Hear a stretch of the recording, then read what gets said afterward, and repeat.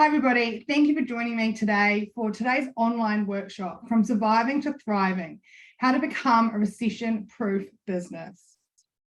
So we know that money is tight at the moment, inflation is high, interest rates are high, and cost of living is through the roof, and people just don't have as much disposable income as they had in the past. So things are getting tighter, things are getting squeezed. So I'm here today just to share some strategies that might help you and your business to navigate these challenging times.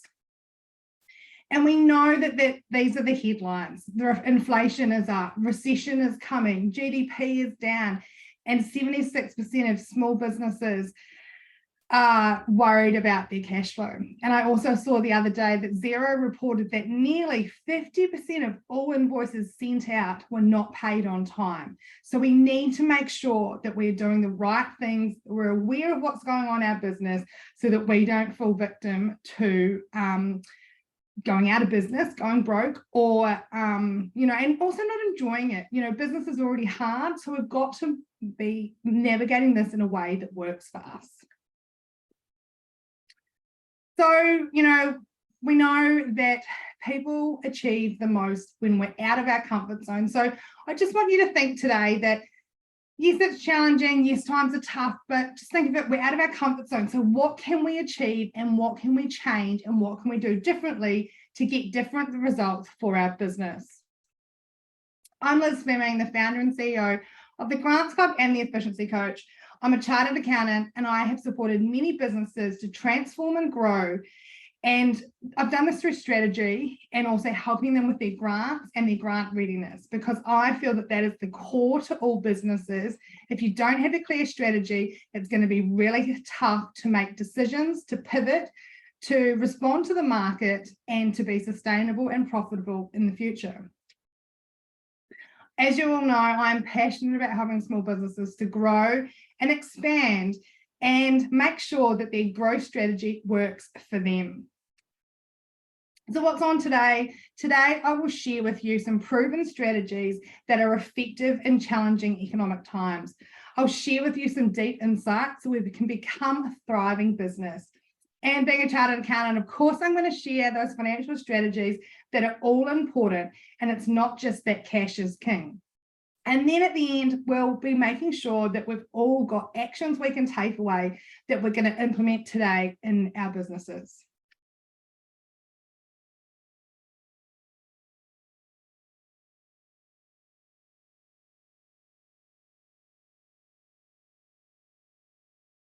What risks are we not taking? What are we not saying yes to? Or what are we saying yes to that we shouldn't be?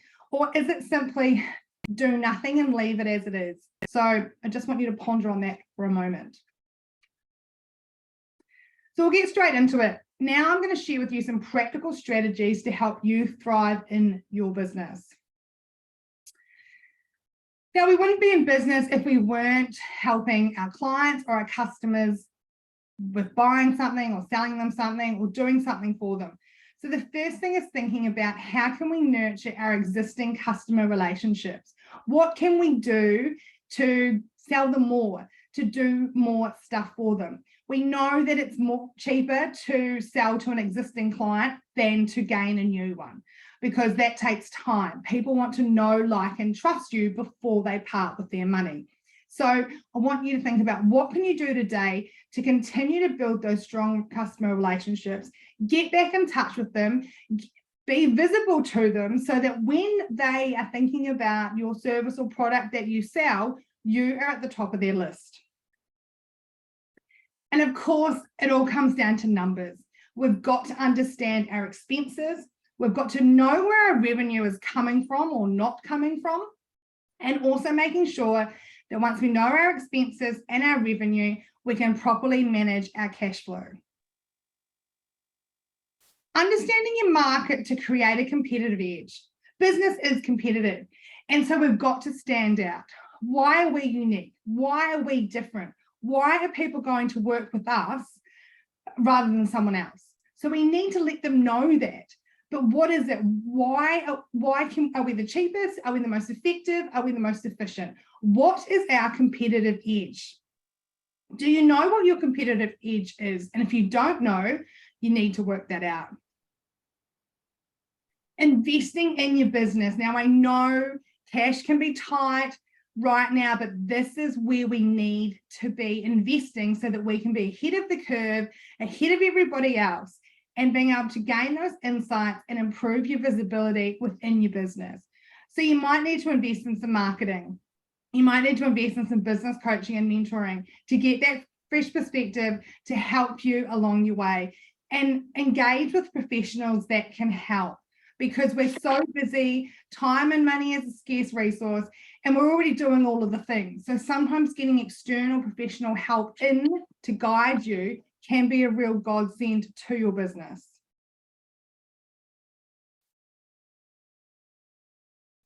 Diversifying your revenue streams. So really thinking about, one, identifying where your revenue comes from now, and are there any other avenues that you can add to your business to increase those income streams? So can we add on an extra service? Can we add on a subscription service? Can we add on a membership? Can we add on bundles? You know, how can we get a little bit extra income from our existing customers, or tap into a whole new lot of customers? And thinking about how can we expand our existing revenue streams. So what are we already doing really well, and how can we get more of that? Now, in here, I want to talk about niching and who we're targeting. And when it comes to niching, where people are saying, oh, well, your target audience should be 25-year-old female that's got 2 kids and they're married and they drive this kind of car. I disagree with that kind of niching.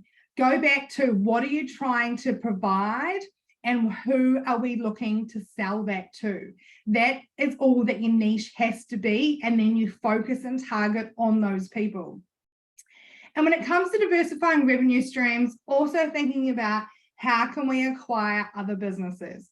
During challenging times, there will be people out there that want to get rid of their business. They've had enough.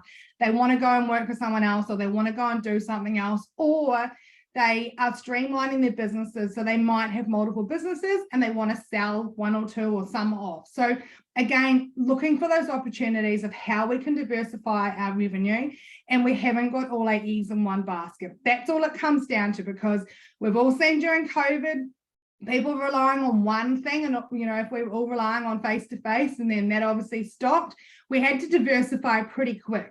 So again, we're going to have to go through that process again.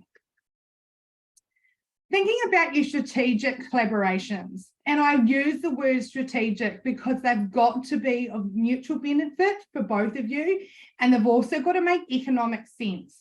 So who are you going to partner with to, you know, add value to what you're doing or what they're doing? Are you going to tap into their database? They're going to tap into your database, and you can both sell more. Thinking about, what is the purpose of that partnership? Now, I did this recently where I sent an email out to most of my recent clients and just provided the Google link for them to provide a Google review, because we want other people to, this is about your visibility, we want other people to know what it is to like to work with you, and what results we can get. So this is really, really important, and it doesn't cost anything. So today's strategies are all about, are we doing all of these? Are we doing some of them? Some might not be relevant. Some you might be like, oh, I'm already doing them. That's cool. But this is really a reminder to go, there are a whole lot of things we can be doing in our business to help us to become recession-proof. So of the ones I've just shared with you, and there's still more to go, which ones are right for you? And if you want to pop into the chat, the ones that, you know, really resonated with you, might be a reminder that you're like, oh, I used to do that and I haven't done it.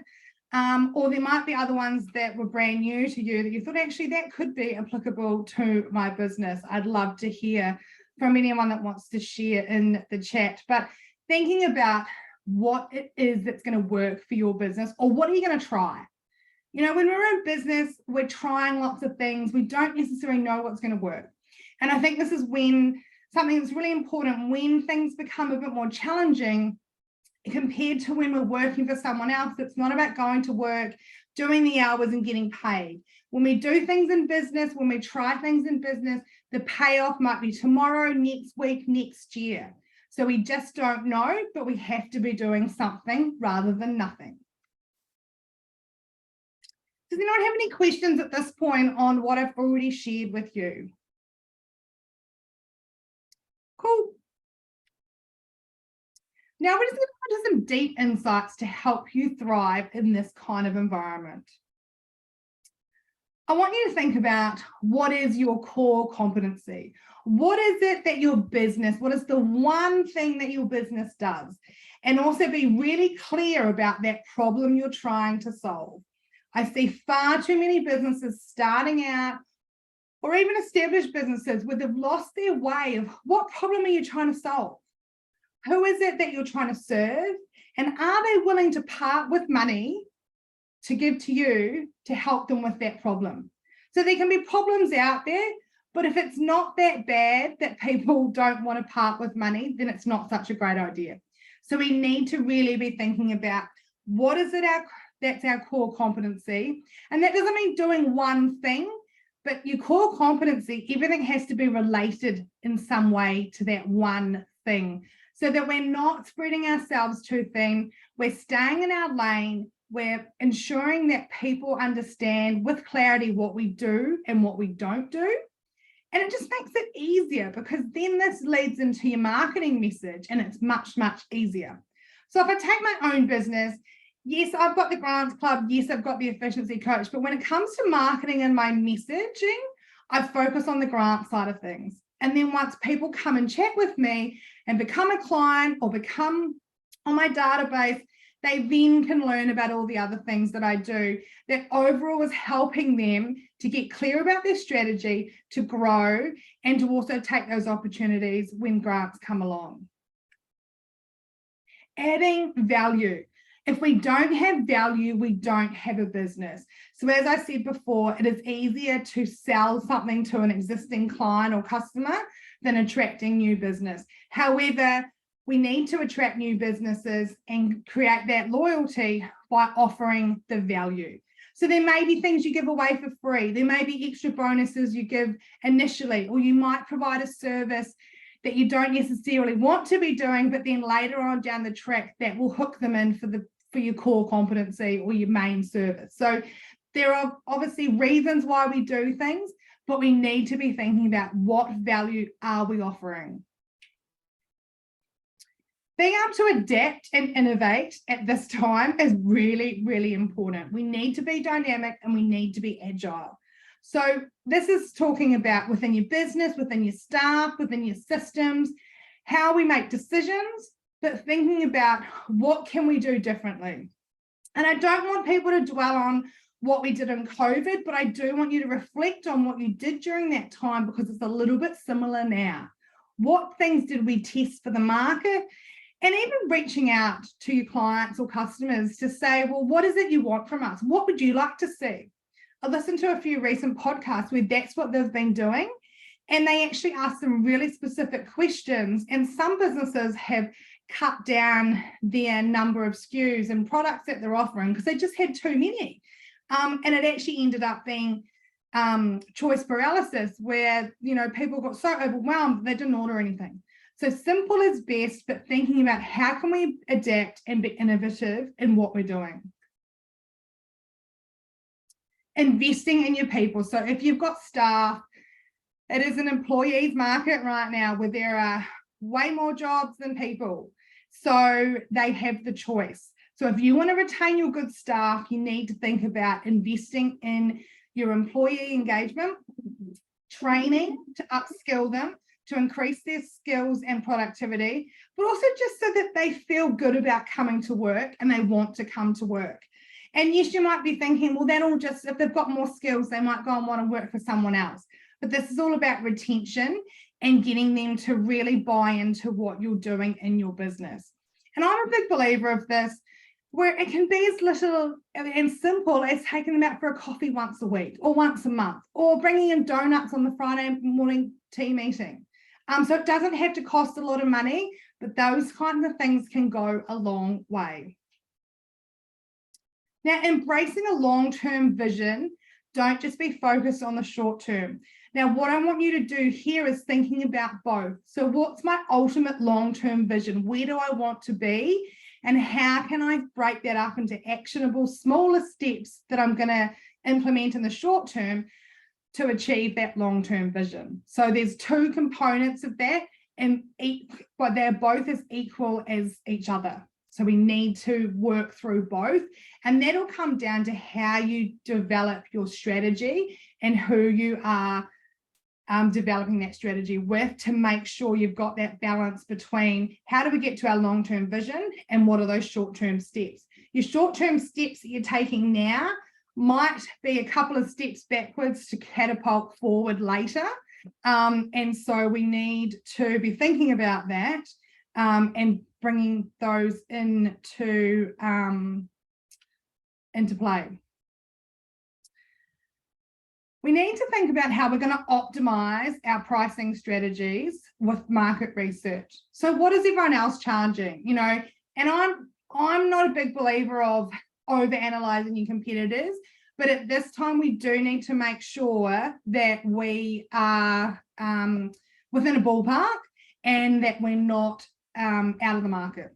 Because if people are competing on price and we're too expensive and we don't have the value or the quality with it, we're going to lose customers and we're going to lose business. So it is really important to make sure we're optimizing our pricing and we know where we are sitting in the market.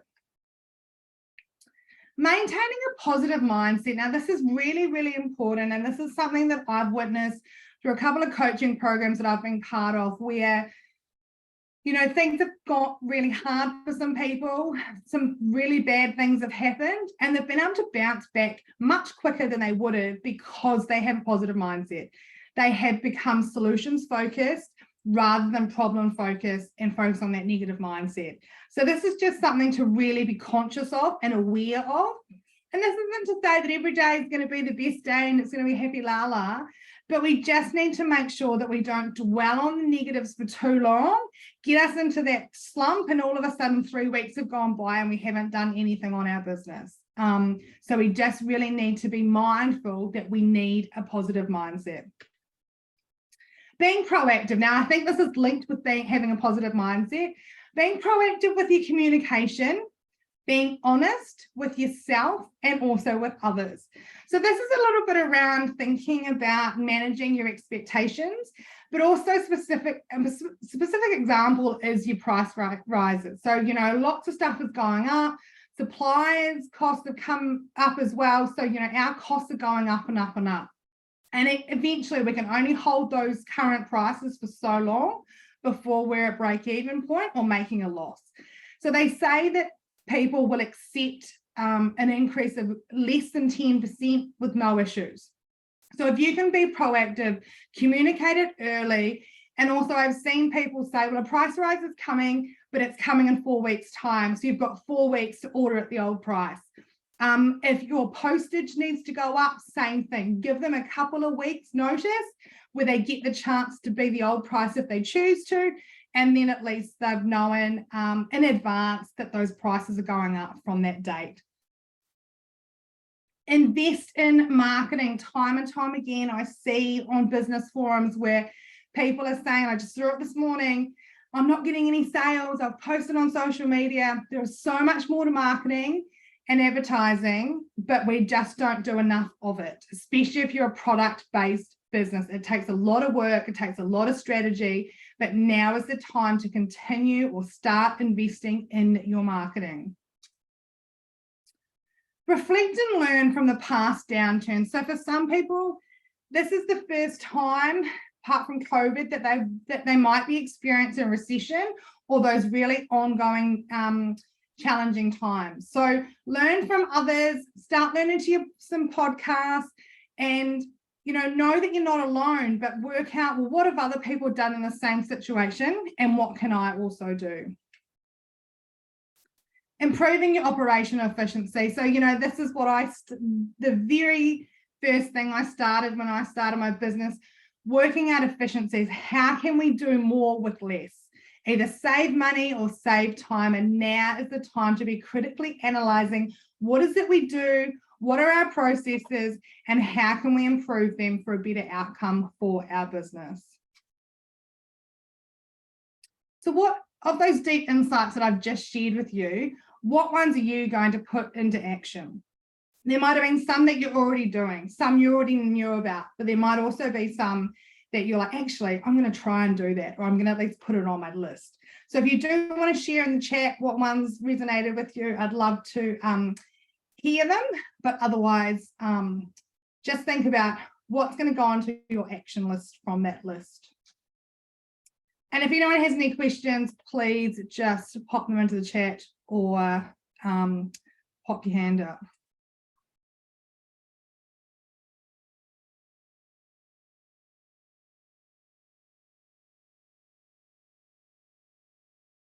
Now, this is my favorite part of this workshop, of course, sharing the financial strategies to support your business. So in challenging times, I cannot stress enough that we need to know our numbers. We need to understand every intricacy of what is going on in our business, because if something unexpected comes up when things are already tight, it's going to be really, really hard. So first off, we're going to analyze the profitability of your goods and services on offer. And as businesses grow, they add in more services, they add in more products because someone demanded or wanted it. And all of a sudden they've got, I heard a podcast yesterday, they had 11,000 products that they were selling. You know, when is it too many? So analyze what and know those numbers of what is profitable. What do you really need to be doing? If there's products and services that haven't sold for 3 or 6 months, put them on sale and get rid of them and move on to things that are in demand right now and greater profit.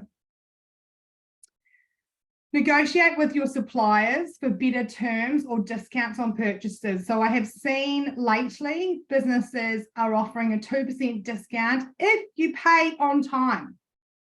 So like I said at the start, Xero was reporting that 48% of invoices last year were not paid on time. So now people are giving an incentive, a financial incentive to pay on time. So, you know, if you want to be paid on time, you could offer that, but also note that other people will be, might be offering that to your business to take advantage to save you some cash. Enhancing your cash flow management to improve your working capital. So is your Xero or your QuickBooks up to date? Are your financial records accurate? You know, are we reviewing them on a regular basis? I hope so. How do we know what money is going to be coming in? Do we know what money needs to go out? Now, this is the most important one that I can't also stress enough, is don't be afraid to follow up any bills that are overdue. So that's from your customers and your clients paying you, because you need that money coming into your bank account so you can pay your own bills. So follow up. If you don't want to do it yourself, get someone else to do it. You know, get a friend to do it, to ring up and say, hey, I'm ringing up on behalf of this business. If you want to create that separation between you providing the services or the goods and keeping the money side of it out of it. And the other thing is, if someone's not paying, do not go and do more work for them until they have paid that bill. And don't even go and do that work when they say, oh, I'll pay it tomorrow. Until that money is in your bank account, do not do any more work until those bills are paid. We're in a, you know, we are in a credit crunch situation at the moment where businesses are going to start defaulting, and there'll be businesses that we never thought would. So we need to be very careful with all our outstanding debtors. And also knowing that if a business does go into liquidation, normally small businesses, more often than not, are not secured creditors. So if they go into liquidation and they owe you money, you have to write that off as a bad debt, because 100%, 99% of the time, you will not see a single cent back. Monitor and controlling your inventory for those people that have inventory, because that can tie up a lot of cash. If you've got slow moving stock, create a sale and get rid of it. Be careful what you're ordering. And I know some of you will have long lead times from overseas stock and things like that, but we do need to just be monitoring what inventory, what's selling well, what's not selling so well, and just be monitoring that so that we're not tying up huge amounts of working capital. Making sure we're maintaining strong relationships with our suppliers, our partner banks, our clients, our investors, and our collaborators. So if things that are, we might have to extend some payment terms by paying a bill, but if we've got a good relationship with them, it will be much easier than if we don't. I encourage you to be innovative and creative. We need to start thinking outside the box, and we need to really harness why we are unique. And doing something different, trying something new, or even trying something we've done before and we've stopped doing. So think about those things. What is it that we could be doing to mix things up a bit? And invest in your technology. And how can technology, and this can come in many forms, help you to become more efficient, reduce your costs, and get rid of some of those manual processes? And I know there's some tech people online right now as well thinking, yes, what, is there, do you need Trello? Do you need Motion? Do you need Xero? Some of them might even cost you some money, but they're going to save you in time. So getting smart about how does technology help you and your business to mitigate some of these risks. When it comes, if you've got Xero, we can easily see when those invoices are due by the due date. If we've got an Excel spreadsheet, really hard to keep track of it and we don't know what we're owed. So just little simple things like that. Review, analyze, and make decisions quickly. And I'm not saying don't make decisions without your research, but don't dwell on it too long. We need to take some risks here to reap the rewards in a strategic way, but we also can't rest on our laurels that things will pick up and we don't need to do anything differently. So we need to be making those decisions quickly. And Rowan, you've stolen my line. We're going to fail fast. So try something, give it, a few weeks depending on what it is. And then if it hasn't worked, stop doing it and move on to the next thing. This is what we did during COVID. So we need to keep doing it again, but making those decisions quickly. If an opportunity comes your way, this is what I do. And sometimes it works out and sometimes it doesn't, but I'll say yes and work it out later. I've just said yes to a speaking gig in October, to a business summit where there's going to be 300 people in the room and I'm going to be on stage. I'm shitting myself, but I've said yes, I'll deal with it later. So, this comes down to your risk appetite, but also acknowledging and giving yourself permission that it's okay to fail. And, if you spend a little bit of money on it and it doesn't work out, that's okay because at least you've given it a crack. What if you hadn't said no and you said yes and it worked amazingly? Well, you'd never know. So thanks, Jen, for the encouragement. But, we need to be saying yes to some things, just like we need to be saying no to some things that are just as important. So, working out what is your decision-making process? Who else do you need to consult in your business when these opportunities come up? In challenging times, there will be more opportunities come up if you're seeking them than there are during normal economic times. Monitor your KPIs, so key performance indicators or whatever you want to call them. Whatever you're looking at, there needs to be some things you're looking at daily, weekly, monthly, and quarterly. So what is it that you are going to monitor? Because whatever gets monitored and tracked will improve. I promise you that. Because as you monitor it, and if it's going on a downward scale, you will make decisions to make it go back upwards, or you will stop doing it so that it doesn't become an issue. So, there's benefits to monitoring, and they don't have to be just the financials. You can be looking at customer numbers, customer sales, average order, average project length, all of that stuff as your KPIs. And this all leads back to your strategy. What is it that you're trying to aim to do with your long-term vision? And think of those KPIs as your short-term view of what do we need to be looking at. Now, I know I've already had this in here, but I've purposely put this in twice because it is so important, especially if you've got clients on 30-day accounts, 14-day accounts. Don't be afraid to follow up those outstanding payments and do not send any goods until they've paid. I've also seen lately a lot of retail businesses are struggling with the chargebacks. So where they've ordered some goods, they've sent them, then later on the customer has pulled a chargeback and they've had to prove that they sent the goods, and sometimes they have lost that money and also lost the goods, so they're completely out of pocket. So we need to be careful who we are selling to as much as we possibly can. If you are selling big items in large amounts and large volumes, doing credit checks is really important. And another thing here is also being careful when you're doing special deals for family and friends. So if you do a special deal for a family member, you need to say to them, hey, look, this is a really special deal that I've only done for you. I'm happy for you to tell other people about my business, but don't necessarily set that expectation that they're going to get that special deal as well. This was something that a lot of my clients had to learn very quickly in COVID, where they were like, the customer's always right, I'm going to do everything for them. So they'd bend over backwards to do it for them, and then they would ring up the next week, and all of a sudden we just ended up in this downward spiral, which wasn't benefiting us, and we just needed to set that expectation.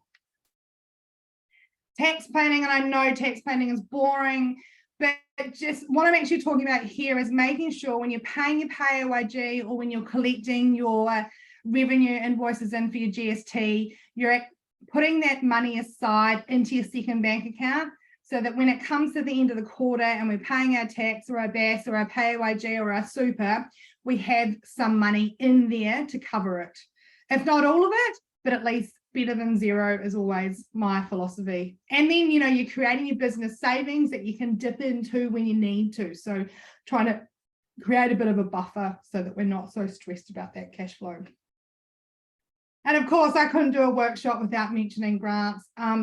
And at the moment, the government's, you know, we've just had the Commonwealth Games being cancelled here in Victoria. Government spending is at an all-time low when it comes to grants, because they are having to pull back because of all the expenditure during COVID. However, grants still exist. There are still some out there, and they will be coming back, I promise. So this is the time to be thinking about, well, if there was a grant, what are those projects that are going to help us expand? And also, how can we become grants ready? So what's our strategy to become grants ready and to be making sure we're still on the lookout for those grants for your business? So what of those financial strategies are you already using, and what ones are you going to action into the future? Some of them may or may not be applicable to you, but I just want you to be thinking about how can I be helping my business? So if you want to share in the chat what ones resonated with you, or if you have any questions, just pop them into the chat as well. And, you know, some of these strategies are fairly simple to implement and don't require a lot of time and effort, but it might be that you're going to review your outstanding payments every 2 weeks, and I'm going to ring the people that are overdue, and ring them like 2 days after it's overdue, because, you know, it was due, they've agreed to those terms, they haven't paid. It is completely acceptable for you to do that follow-up that early. Absolutely, Jen, perfect. Being regular, so writing a checklist of what am I going to do daily, what am I going to check weekly, and saying, righto, I've got a couple of clients that they use Friday as their finance day. They pay their bills, they make sure their zero's up to date, they run their reports, they plan out the rest of their cash flow, they look at their expenses, so they have finance Friday. Personally, I don't even like doing finance on a Friday, but that's what they do and that's what works for them. Now we're just going to talk through a few more actionable steps with some tools and tips that you can implement today, because I really want you to think about what is on your action list. What are you going to take away from this workshop to make sure that your business becomes recession-proof? Maintaining strong financial management. So keeping your records up to date. Time and time again, I see people not reconciling their zero. They think someone has paid an invoice and actually they haven't, because you're not going to know till it's been reconciled, or they've not known that an expense is coming in. And working together with your bookkeeper and your accountant is really important as well. Networking and collaborating. So we do need to surround ourselves with the right type of business owners who are in the same mindset as us, and they're going to help us. You know, they're there. They're our champions. they're our cheerleaders. They're not going to bring us down, but make sure that we're not spending too much time networking and not working on our business, but making sure that we are then creating these relationships for potential collaborations, and so that we can all grow our businesses. This is an exercise that I've done for a long, long time of what can we be doing? So what is it we need to be stop doing? What are we going to keep doing? What's working well? And what are we going to start doing? And this is something that I've done in corporate as well, when my boss used to catch up weekly and he'd say, right, what's on your stop, keep, start list? And it really made you think, oh, okay, what am I going to commit to? And creating that accountability as well. So it could be that you're going to start looking at your zero every Friday. You're going to keep following up your clients for overdue accounts because that's what they are, or also that reminder sending out as well. And I might stop, for example, going into zero every day, and I'm only going to do it once a week. So, you know, the stop, keep, start can apply for anything. But if you do that on a Monday and just think, review what you wrote down last week, and whatever you said you were going to stop doing, have you stopped doing it? And if not, put it down again. And then there'll be things that you've added to it as well. I do really love this simple exercise. Celebrating your successes, and it doesn't matter how small they are. So this could be your own business success, your staff success, it doesn't matter. Taking yourself out for a coffee, letting yourself have a massage, but celebrating those successes when, you know, it might be that your one of your goals is to do the stop, keep, start exercise every week for 4 weeks, and then you're going to celebrate the success that you've done that exercise. And I'm a big believer of, you know, as I said before, with staff, taking them out for a coffee once a week, once a month, having a lunch, bringing in morning tea. Everyone loves a donut. So it doesn't have to cost a whole lot of money, but that can really elevate people's morale and also make you feel good that you all this hard work is paying off. And I want to remind you that building resilience is an ongoing process, but we need to focus on also what is working for you and your business, and not getting bogged down by what everyone else is doing and chasing the shiny objects, you know, and changing and, oh, that person's doing that, so I'm going to copy them, or I should be doing that, or, you know, focus on what's best for you. And this is why I say it's really important to have that strategy work and continually doing that so that it works for you and your business, not for anybody else. And thinking about what you could outsource effectively. So you could outsource some of your tech stuff. You could outsource your bookkeeping. You could outsource your VA and your typing up work. There's a whole lot of stuff you can be outsourcing that can give you more time so you can focus on your marketing or getting in new clients or talking to customers or, you know, adding value to your business. So thinking about what could we outsource effectively, not outsource all the shit jobs, but outsource effectively. And staying accountable, you know, the stop, keep, start exercise. If you're doing that every Monday, it is actually you're tracking your progress, it's keeping you on track, and you're creating that accountability for yourself. If that's not going to work for you, get a coach, find someone that you can be held accountable to. And developing your emotional intelligence, because when times are tough and challenging and we get stressed and we get tired and it's winter time and all those things have gone wrong, we need to make sure that we're improving our communication with our clients, with our family, with our business staff, that we're in that problem-solving mode and we're really conscious of the decisions we are making. So I just want you to think about how we can be aware of those things. It might be that you want to read a book every day for half an hour just to chill out so that you can be looking after your emotional intelligence for the rest of the day. And keeping things simple. You know, when we're going through our decisions of, do I really want to be doing this? Is this really going to work?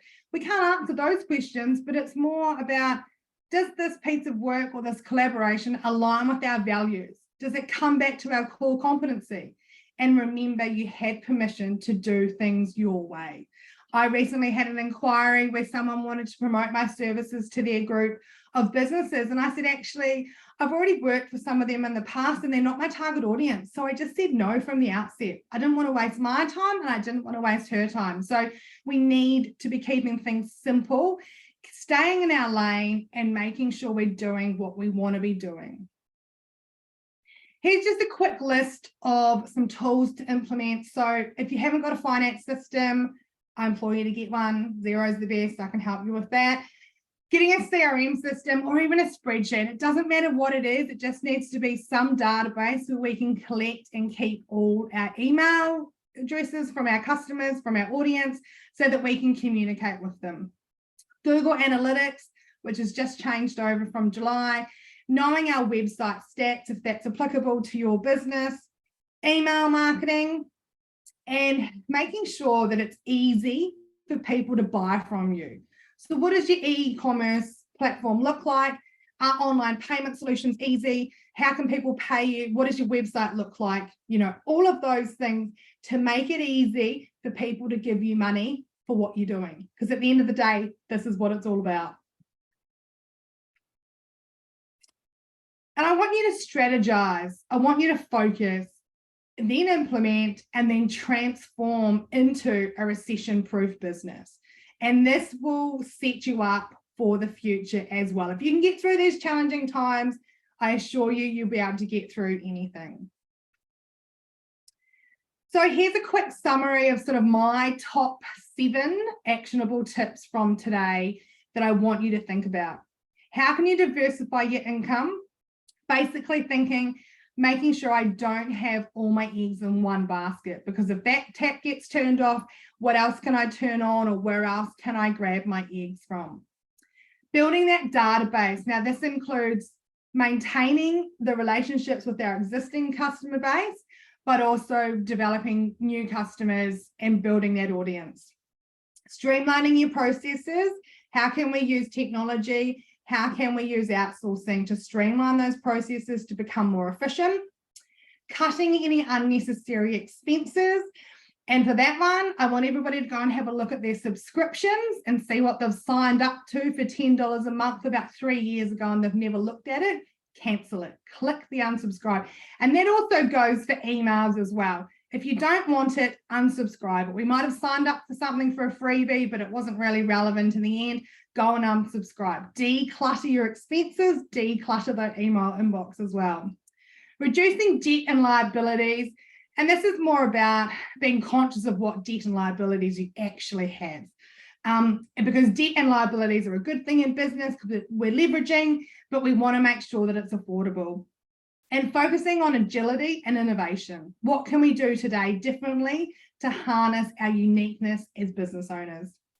And invest in your business. And this is going to look different for everybody, but thinking, what am I investing in myself and investing in my business for the future?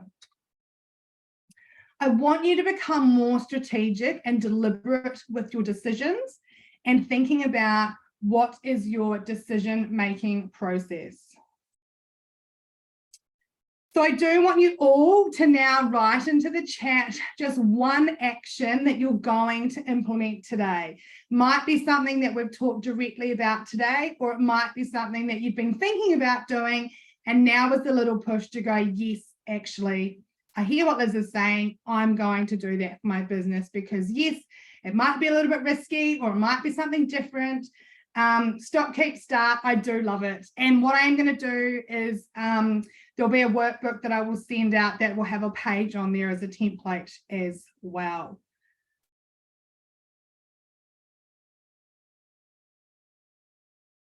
I want you to be looking out for new opportunities that may ignite your business. So having conversations with people, that's why we need to surround ourselves with positive-minded other business owners of what are they doing? You know, are there strategies that they're implementing that you could also implement if you're not in competing industries? And even if you are, there's enough for everybody, but we just need to get in front of our customer base and get them buying.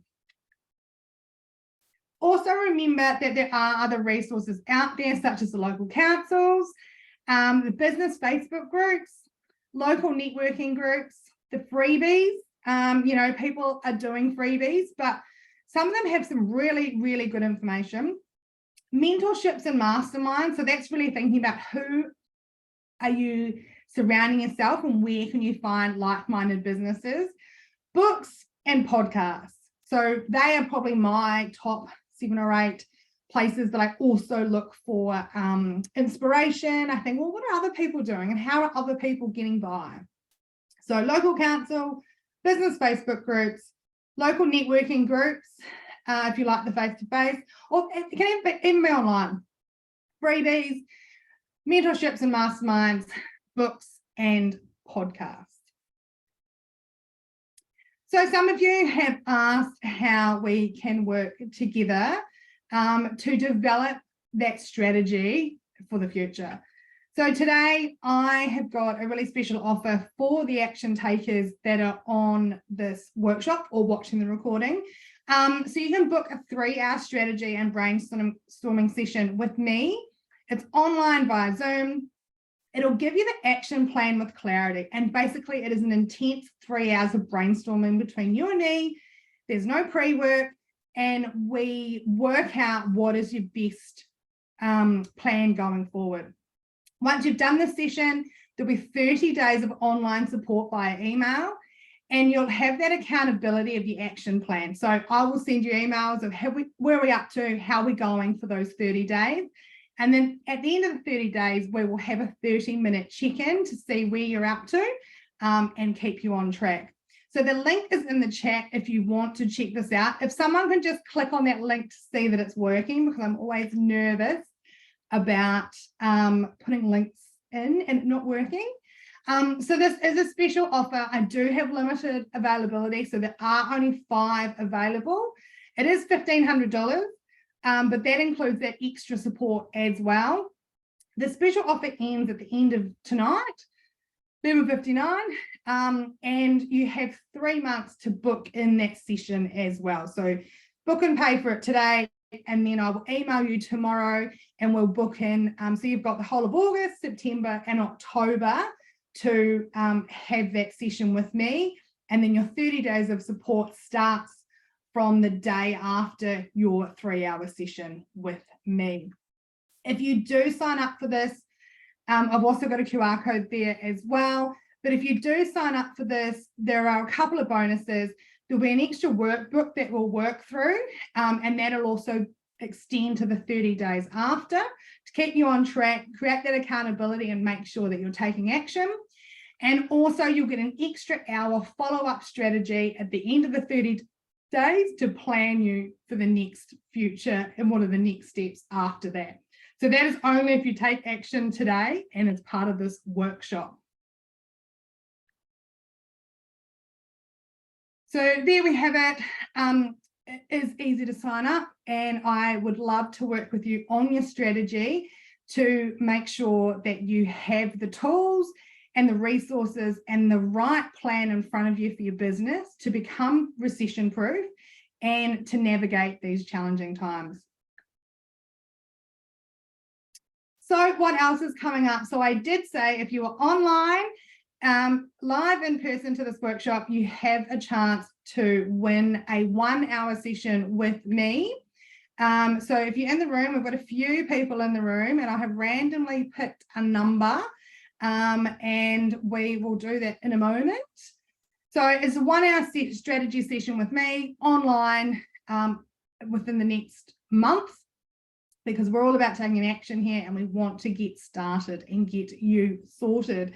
So I'll do a bit of a drum roll. I've got a number picked here, and the winner is Tiffany McMurphy. So congratulations to you. I'm looking forward to working with you.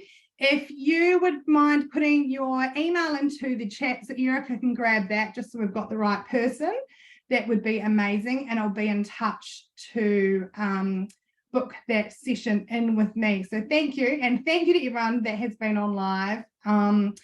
I do really love it when people are on live when I'm presenting these workshops. So the other thing I just want to share with you is I have my fortnightly other free online workshops, 7 steps successful grant writing, and we can register on Eventbrite for that. So Eric is just going to put that link in the chat at the moment. And I've got my QR code, and I have already thought of the next webinar as well. I've found lately a lot of people are scared of risk, aren't confident in what they're doing. So I'm going to do a whole workshop on risk and resilience and how to overcome the fear of taking risks in your business. So you will be emailed the details to register for that. But if you want to save the date, 18th of October, we've got the same times, 10 o'clock, 1 o'clock, and 6 o'clock on that date. We'll just have to check daylight saving. I'm really excited about that one. I was a risk manager at a couple of corporate places, and I just think there's something that small business owners, it's not in their wheelhouse, and I really, really want people to improve their skills when it comes to risk, decision making, why we make those decisions, and how we can make better decisions. So if anyone's got any questions, feel free to pop them into the chat. The recording will be sent to you with a few other resources and an opportunity to provide feedback as well, which would be much appreciated. So I just want to say thank you for joining me today. I've really, really enjoyed this session. I love sharing this kind of information, and I just want people to take away a couple of things that they can go and implement, put into action in their business, and it'll be all the more better for it. So if you don't already follow us on Facebook, Instagram, we've got our YouTube channel, so the recording will pop up there as well. So if you've got any business owner friends that would benefit from this, feel free to send that link to them when it comes out. The more the merrier. And I just want to say a huge thank you for being here today, and have a great day.